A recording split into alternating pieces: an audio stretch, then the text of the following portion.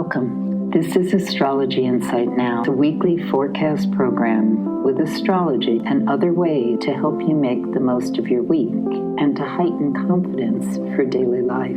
It's run by Pamela Cuccinell, that's me, the astrologer, and I invite you to find out more about my work at insightoasis.com. I look forward to your joining us every week.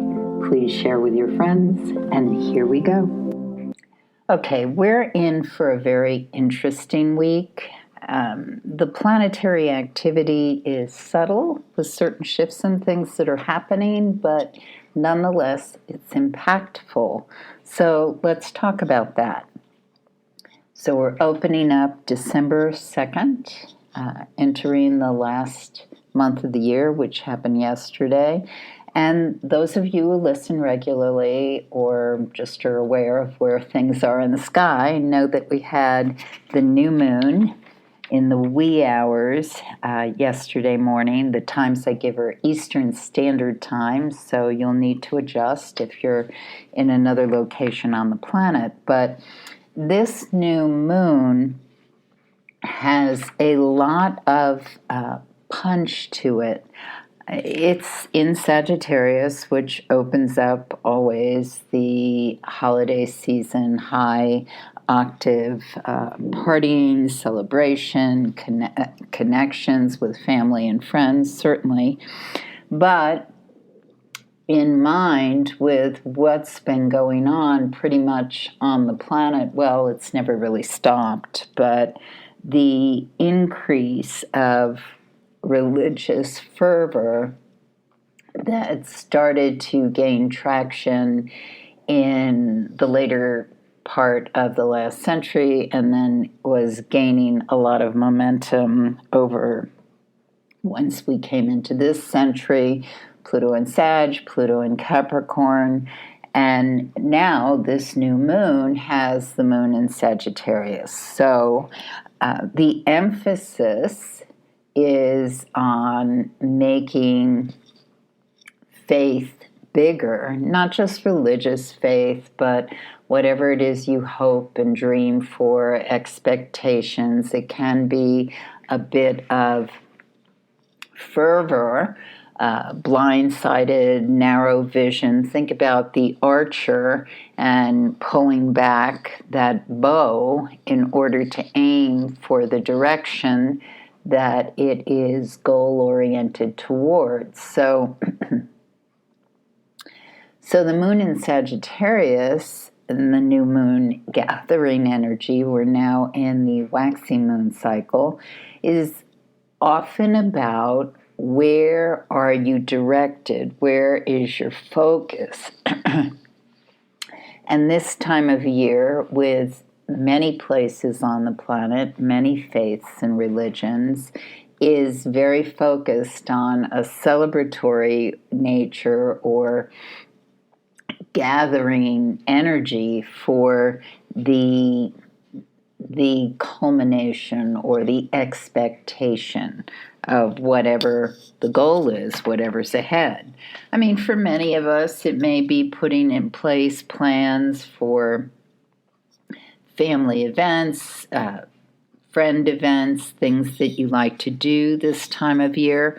And for others, it's definitely got a focus that has to do with a very concentrated thought process on what this time of year means in a religious capacity. Now, the interesting thing about this new moon is it's very strongly aspected for unfolding, having things happen, putting creative energy and momentum into it. On Monday, we have a picture in the sky between Venus and Uranus in the early morning that speaks a lot about bringing in new ideas. It can be, wow, this person is very attractive to me. Why have I never thought that? Or this color, or this event, or this thing I want to go to spontaneously. So there can be a spontaneous kick about December 2nd. However, the moon goes void, of course, at 10:47 a.m., and that spontaneous kick can have a kind of buyer's remorse component to it. Because if we engage in something kind of without thinking about it too much, it may be absolutely wonderful, or it may be, what was I thinking? So unless it tracks with what that overall goal or thing you want to unfold and make happen, then I would recommend, if possible, you give it 24 hours to really sit with it a bit and see if you want to do this. One of the ways that it can work is, for instance, new moon in Sag, the let's shoot this arrow and see where it lands idea to it. You want to make sure you know what you're aiming for. And it can be something, for instance, I just spontaneously invited a relative to join us for a holiday. Now, this person, who I love deeply, never makes a decision until the last minute. It's just how he's hardwired. So he's either going to surprise me and come, which would be lovely, or basically say, not this time, which also is okay, because I know him so well. So that's very much new moon in Sag. Like, let me pull this. The thing that I really want is, if he decides to come, that it is something that he's really on board for and not going to regret. So that's the other component with letting him go on his own speed, own momentum, and seeing how it unfolds. So once that moon is void, of course, at 10:47 a.m., then we're in a much nicer energy that has to do with just enjoying that Sag and doing things that feel right in the moment, opening up to new ideas, exploring your passion, but don't commit or assign into writing unless you absolutely must. Remember, the moon is void, of course, which means that there's not really the emotional glue to hold the thing together and follow through, and Mercury is retrograde. So if you can, just bank that idea, thought, or commitment, contract, and wait until the moon enters Capricorn at 4:09 p.m. Then you can make much more grounded decisions about what it is you want to make happen, how you want to do it. And it's actually a really nice window of time we have until Wednesday in the early evening, when we can really just make those projects soar, just move them along. You want to keep in mind Mercury's retrograde, but it's really valuable to get things going as much as you can at this point in time, because later in the week Mars goes retrograde, and I will be talking about that. But with this moon in Capricorn, we have a momentum of what we want to build, what we're aiming for, clear-eyed vision. It's sometimes people think moon in Capricorn isn't the most luscious, romantic, playful time. But the thing about the sign of Capricorn is it's cardinal earth. It's a very earthy sign.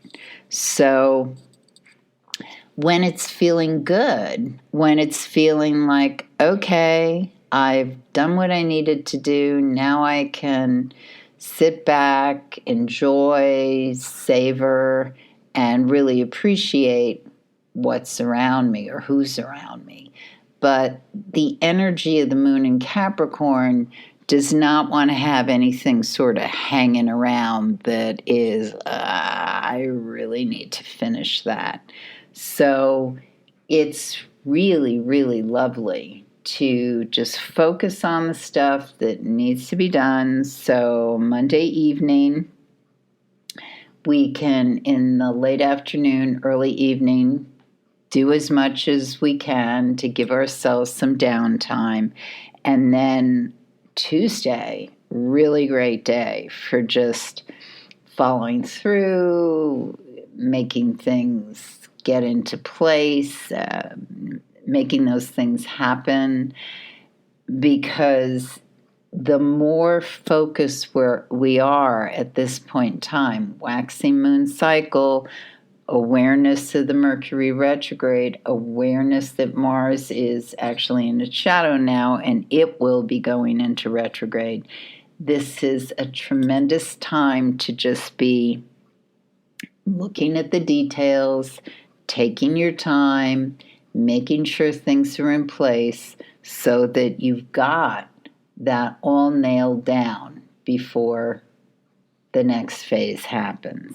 So Tuesday is really a very good day, as is Wednesday. The thing about Wednesday, okay, there's a few things. One of them is in the early morning, basically around 5 a.m. So those who rise early or who are quite affected by their dreams might experience this sense of so many things to do, where do I even begin? So the most valuable piece here is especially Tuesday night, if you just kind of map out how you want to spend your day on Wednesday.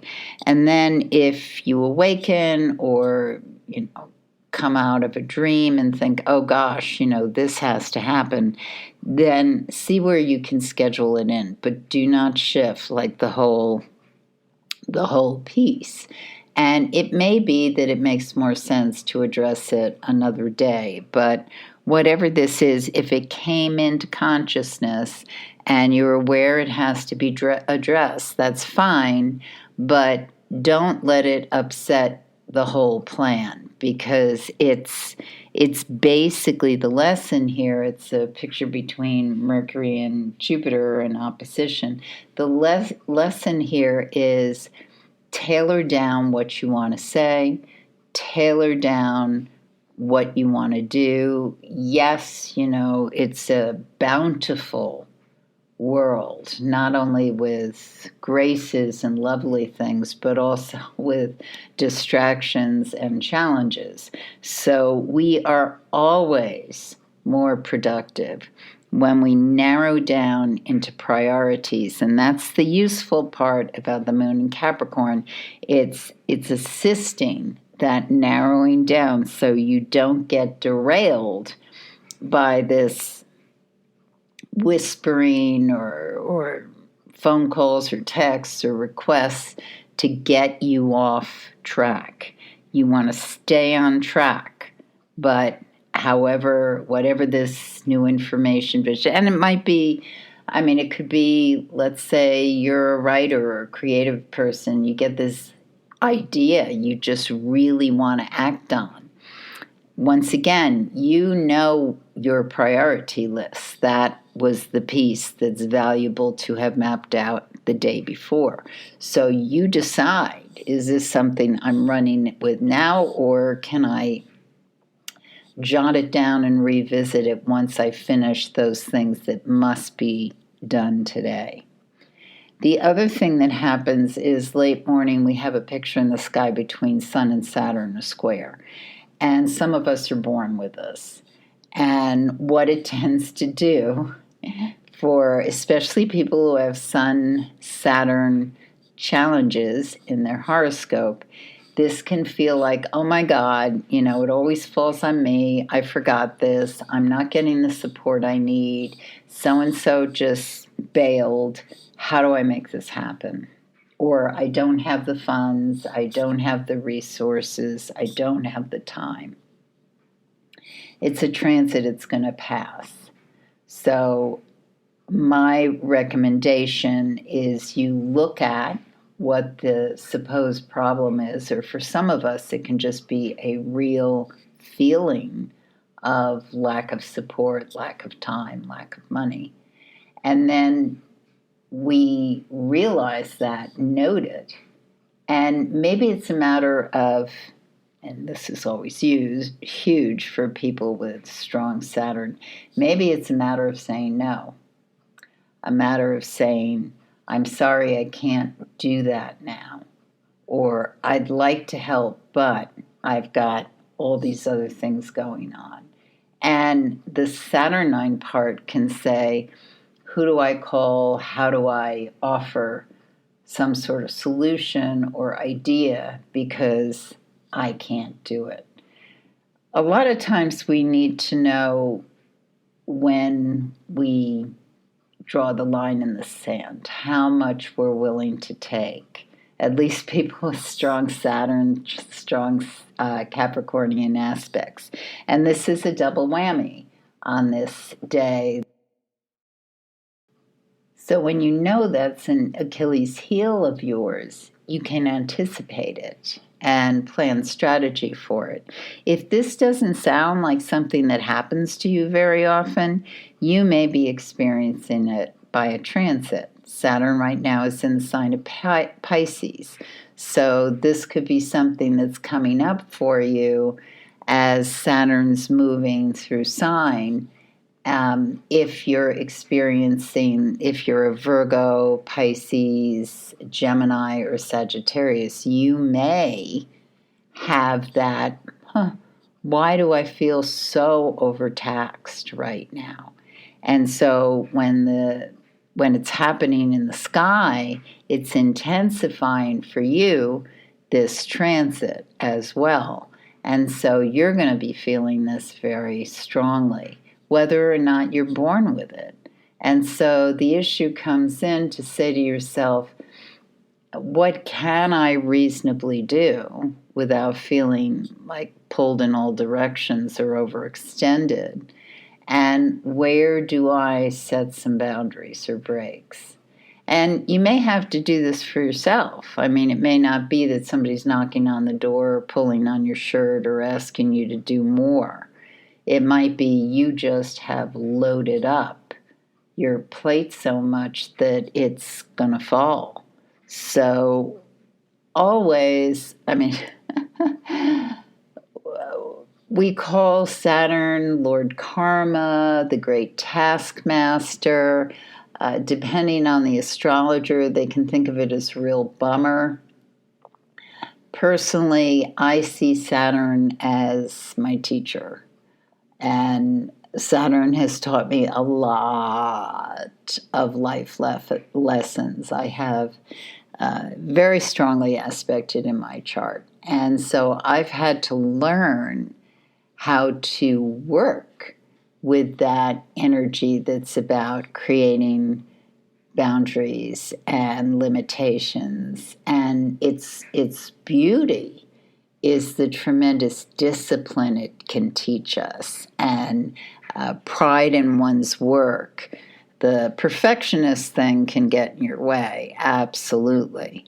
So this day, it can feel a bit heavy to those of us who have a lot of Saturn geometric aspects in our horoscope, or a lot of Capricorn planets. And just know, pay attention to the teacher, and you also are at the point in your life where you have learned a lot.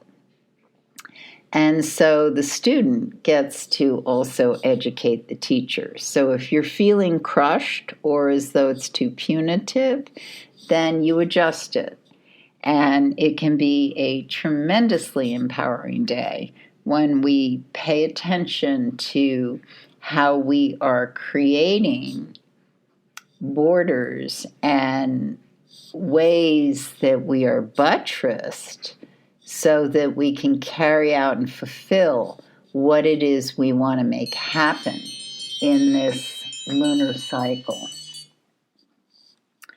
Okay, and that was an alarm. Another good example of Saturn, where we think about, our limitations in the structure of our day. So that was useful for me, and I will keep moving on with this broadcast.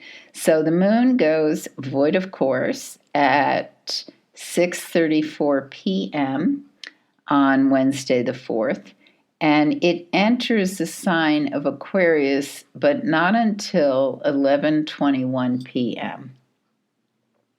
So basically, the evening is giving us that moon in Capricorn void of course. And it's best spent finishing projects already in motion, getting organized, doing things that are good for your physical body and a sense of feeling grounded in space. And perhaps also laying things out, setting things in place for what you want to do next. And what happens once that moon enters Aquarius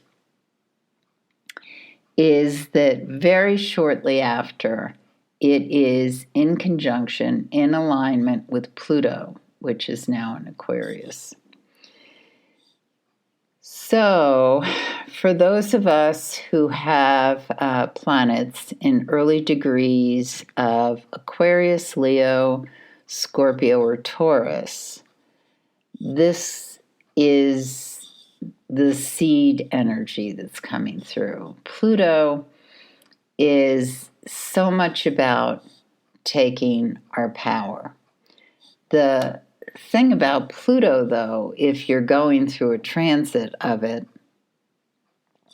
is that before we take our power, we usually have to fall to our knees and surrender, because we're under the illusion that our power is something that we will learn is not the case.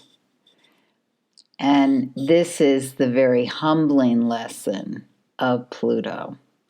Now, Pluto's orbit is over 200 years, so you're not going to go through a Pluto return in this lifetime the way astrologers will talk about Saturn returns.